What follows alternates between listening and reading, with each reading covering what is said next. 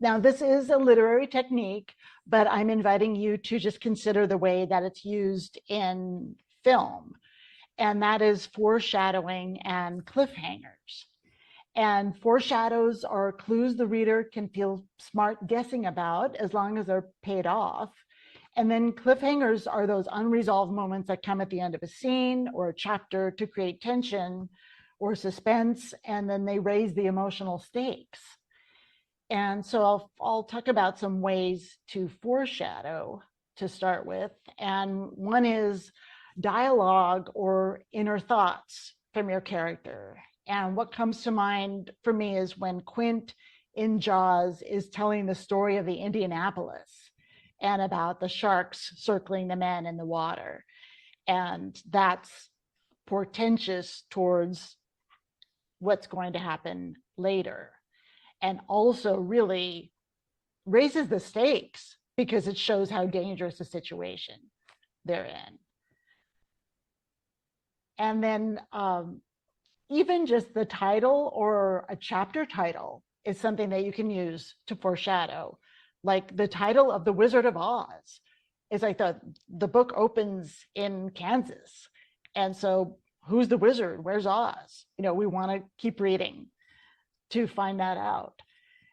And an omen or an ominous event, like the visual technique that's used in The Godfather, where oranges appear before every major death.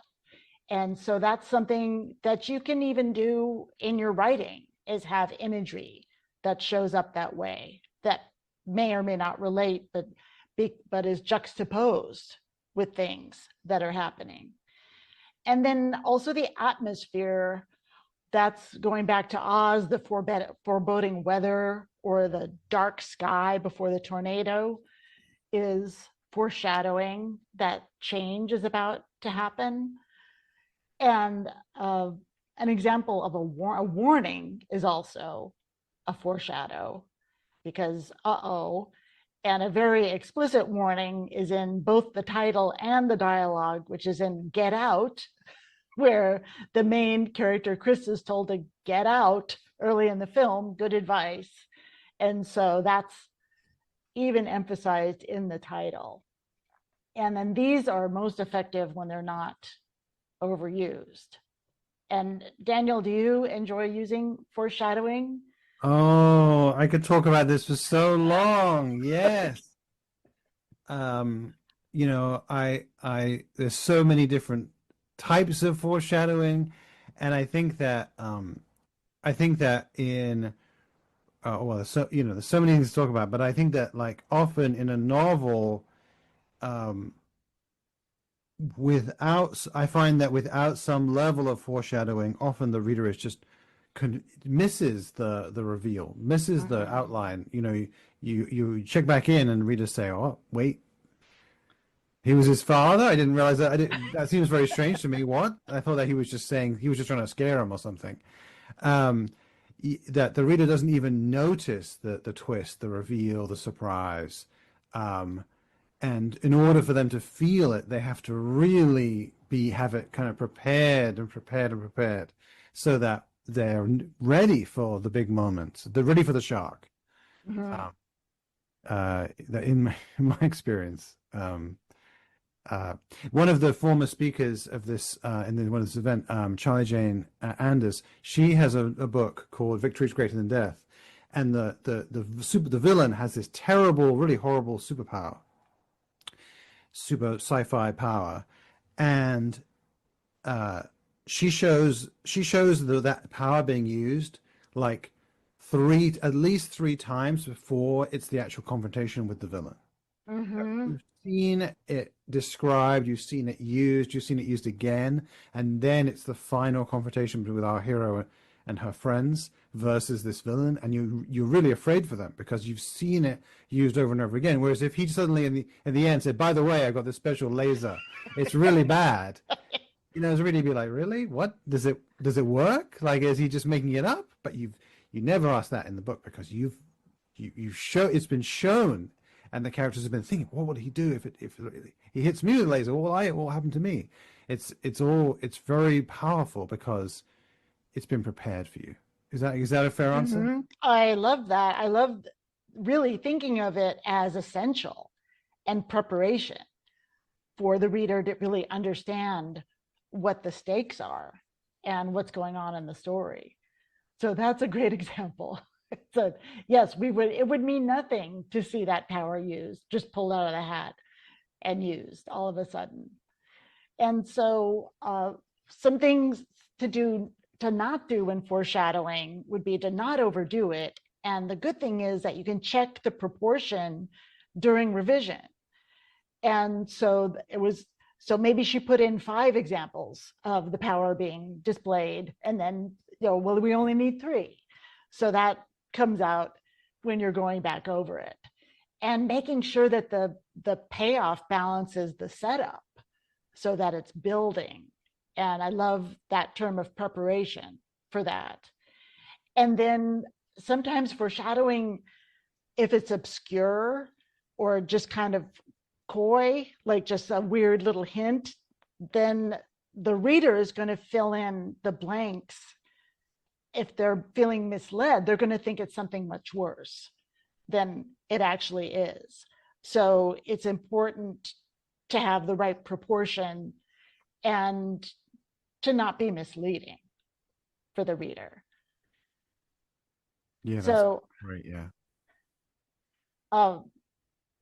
and so here's some examples of cliffhangers. And one would be the unanswered question. And an example of that is The Graduate, where Benjamin and Elaine are riding in the back of the bus, and we don't know if they're going to stay together. And then there's Physical Threat, and James Bond movies are great for that. He's like heading toward a saw blade and always about to die and has to get himself out of it. And the other is A Shocking Revelation. And I'm thinking about Severance, when we found out that Helly is, and you'll have to bleep this if it's a spoiler, but she's an Egan. And then there's also keeping a secret, withholding information, like in Ripley, where he's lying about who he is, he's killing people. Is he going to get caught? And then there's also a choice or a decision. And I'm thinking about Thelma and Louise looking out at the cliff before they drive toward it. Where are they going to go, or are they going to turn around? So those are the cliffhanger moments. And what do you think of when you think of cliffhangers, Daniel? Oh, yeah. I mean, I think it's a great way to think about this in novels. Particularly, I think chapter endings are really good Mm-hmm. moments for cliffhangers. Or where there's multiple POVs and that seems like a sort of devastating situation for one character, and then we switch POVs, and then maybe the other character can come and help. It's uh, it's in the Brandon Sanderson, one of his great fantasy novels, The Way of Kings, he has a moment where the one character is in huge trouble, and they're sort of trapped on this plateau, and they're surrounded by enemies. And then you switch to the other character. The other character is preparing to flee the battle, and then looks over and sees this, and has to decide what to do: go back and help, but lose the chance to escape, or run for his own life. And it's a great moment. Yeah, and those moments, those decision moments, can change the course of the entire story depending on what they choose. So it's high Absolutely. stakes. And oh, another cliffhanger is time running out, like the ticking clock element in Back to the Future. That just creates an engine for the whole story. So ticking clocks are great. Oh, absolutely. Yes, and I think that so many novels have a kind of um, literal clock, or a sort of implied clock, like you have to get married you have to get married before the barbarians return, or you have to master your powers before the full moon. Um, uh, the first Jack Reacher novel, Killing Floor, I think has two kind of ticking clocks in that there's a certain number of there's a list of names, there's a certain number of people that must be involved in the crime, and there's a deadline of Saturday. And we slowly understand what the names mean and what the deadline is and how it all fits together. But it's not like a literal. It's not often always a literal time deadline, but it serves a great purpose of making the story feel like real, vivid, and like the stakes feel meaningful. Yes, and it creates a sense of urgency for both reading and for the characters. Absolutely. And so that enhances engagement. And just those types of things that you're mentioning are just compelling the reader to turn the page to find out what happens next. And they're usually at the end of a chapter, because then they bridge that gap of, well, I'll just finish this chapter and go back and set it down. So it keeps people reading beyond that. And because they're giving them something new to worry about, they're creating tension of what happens next.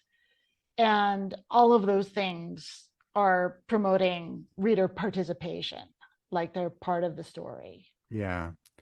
And I even like it in stories where the ticking clock goes off. Like we reach the deadline. Okay, what happened? What happens now? I sometimes think that writers can be a bit coy about like their actual ticking clock and not respecting it. But like, well, what happens if it goes off? The plane leaves. I'm thinking of the novel House in the Cerulean Sea, where the deadline is his job. He has to get back to work in the city. He has to file his final report, and then he has to leave this place that he loves with people he loves, and return to this drab, sad life he doesn't care for. And he does. Sorry, that's not a huge spoiler, but he does. And then the question is, well, what happens next? Because otherwise, it's just like a sort of fairy tale. Oh, he meets some people he really loves. He changes his life. But what really takes the story to the next level is, well, what happens when you make the wrong choice? What do you do next? And that's really powerful. Yes, and also when the clock goes off, and we've known the rules of and all the requirements of what has to happen before the clock goes off. Now there's no rules. There's no guidelines at all. So that adds a whole new cliffhanger of the big now what. So yeah. I think that sometimes it's sort of interesting to see books and films do this. Like, even when there's no, I want to put this, I'm not trying to be negative here, but like there's no like necessarily clear reason why this is happening. I remember once seeing this great romantic movie, and like halfway through, the love interest guy is like, oh, by the way, I'm leaving the country on Monday. And it's so sort of awkward and funny, but it works. Like, you're like, oh wow, this guy's got to get over his fear of commitment and expressing himself and who he is before this dude leaves on Monday. It works really well, even though it's completely arbitrary. There's no sort of intrinsic reason why all this has to happen. It's just thrown in there as a complication. Wow, he could have, if we gave him 6 months to get over his issues, he probably would do it. But no, he's got like 2 more days. What's he going to do? that's good. Yeah. And I was thinking as well of the Midnight Library, where in the Midnight Library, in theory, she has all the time of eternity to decide what she wants to do, but then the library seems to be breaking down in the second half. There's problems, that the magic won't last forever. Well, she's got to figure out what she truly wants. And again, there's never really explained, well, why is this happening? It just happens, and you're used to these kind of things happening in stories, so you go, not only do you go along with it, but you appreciate it. You're like, oh, this is so exciting. What you going to do?